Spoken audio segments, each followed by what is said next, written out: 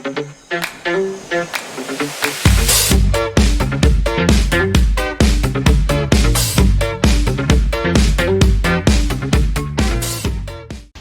semuanya, perkenalkan nama saya Purudia Ersika dengan NIM 23170411253 dengan rekan saya. Perkenalkan, saya Putri Falosatika Maharani dengan NIM 23170041191. Kami dari kelompok 5, kita ada di salah satu UMKM di Singaraja bernama Dekakia. Lokasinya ada di sini. Yuk ikutin kita terus.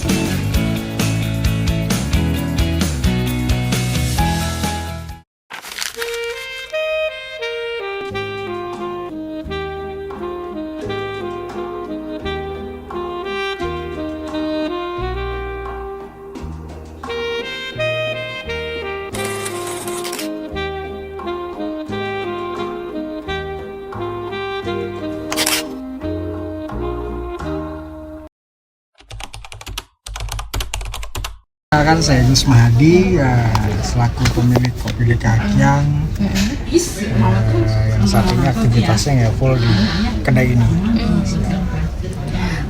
Terus apa yang mendorong kakak untuk memulai usaha ini? Nah, sebelum ke pertanyaan, saya boleh bertanya nggak? Oh ya. Kan santai ya. Ya. Apa yang mendorong teman-teman untuk membuat Dekakiang sebagai objek dari tugasnya? Kenapa Dekakiang? Karena kan Opala udah beberapa kali kesini kan, jadi kayak beda dari yang lain, terus klasik, terus suasananya homey, jadi kayak nyaman gitu. Mungkin dari vibes-nya ya, vibes-nya yang bikin berbeda, menarik. Baik, terima kasih. Apa ya, kalau produk ya seperti yang teman-teman tahu, kita jual kopi, minuman, ya minuman dan makanan ya.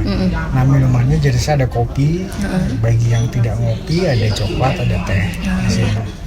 Nah kalau makanannya kita berupa, sebenarnya bukan makanan berat, lebih ke snack ya, itu roti bakar. Iya.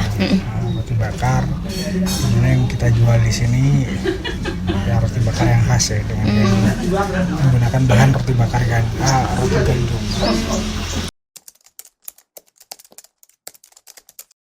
Kalau promosi buat saya di sini menggunakan perkembangan zaman yang saat ini, media sosial itu ada, itu menggunakan media Instagram, hanya Instagram. Nah sisanya adalah konvensional, itu berupa dari mulut ke mulut, dari teman ke teman. Jadi artinya promosinya adalah bagaimana membuat teman itu menjadi nyaman dan mengajak temannya untuk kesini lagi, seperti itu.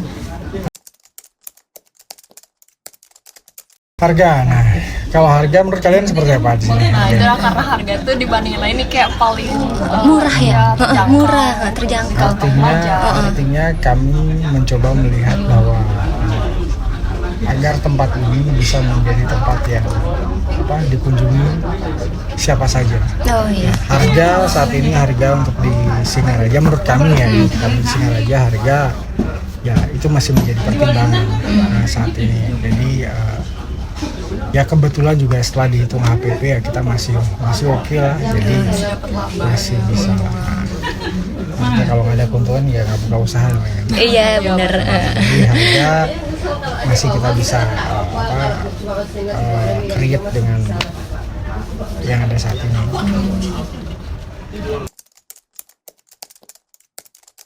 Kebetulan daftar Grab ya, dari pertama kali kami daftar Grab, hanya saja nggak aktif. Karena begini, kami mencoba melihat tolak ukurnya ada di kemampuan kami sendiri terkait dengan layanan-layanan seperti tadi yang disampaikan. Kalau Grab, karena buat kami bagaimanapun, apalagi misalnya Grab itu menjadi bagian atau ruang orang menjadi mempunyai penilaian terhadap tempat tersebut. Karena kondisi yang kami masih buat kami ya belum siap untuk itu. Nanti ada Grab datang, sedangkan ada orang, takutnya malah itu menjadi kelabakan. Buat kami kayak belum lah, sementara belum. Masih konvensional, tapi berupa kalau misalkan ada yang pesan lewat DM, lewat WA, Bisa diantar ya. Bahkan kalau masih kisaran Singaraja dan kebetulan ada tenaga, kita antarin. kita selalu terima. Artinya kritik dan saran itu kan bagian dari proses pengembangan kami di sini. Kalau memang kritiknya itu bagus, masuk buat kami dengan konsep kami, ya kami pasti akan pertimbangkan. Atau misalkan ada masukan atau kritik yang sekiranya memang berbeda dengan konsep kami terima, kami tampung. Mungkin nanti akan bisa bermanfaat. Kalau nilai bisnis pasti, ini kan bisnis. Ya. Bisnis pasti, cuman bedanya adalah saya gini. Beberapa teman-teman saya selalu sampaikan bahwa tempat ini menjadi ruang bersenang-senang buat saya dan tim yang ada di dalamnya. Jadi kasarnya gini, analoginya bisnis itu sebuah tas gendong, dimana bisnis itu saya gendong ada di belakang, saya gendong. Jadi yang di depan itu adalah saya, adalah kami, saya dan tim. Itu yang depan. Kami dulu bersenang-senang karena buat saya adalah ketika saya senang, dimanapun kondisinya, apapun yang kita lakukan, bisnis pasti akan ngikut. Kalau di belakang terus. Karena kalau bisnis saya taruh di depan, saya khawatirnya semua tolak ukurnya adalah uang, adalah bisnis. Ketika melakukan sesuatu, ada hitung-hitungannya mau masuk, udahlah nggak usah dilakukan.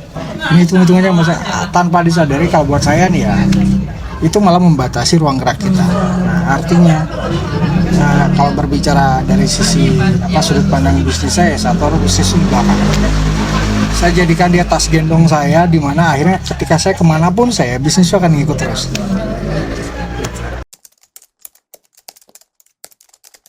Kalau struktur organisasinya sih kami sederhana ya, karena kami masih sangat menerapkan kekeluargaan. Pun itu ada kelebihan dan kelemahannya sendiri tentang kekeluargaan.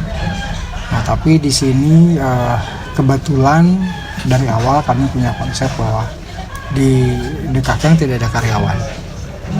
Kita nggak punya karyawan, tapi kita sebut tim. Mungkin klise ya, tim gitu enggak. Artinya ketika di sini tim terkait dengan pengambilan keputusan, beberapa hal adalah iya, saya selaku pemilik mengambil keputusan, tapi ada beberapa hal adalah saya ajak teman-teman, saya libatkan teman-teman untuk ruang diskusinya.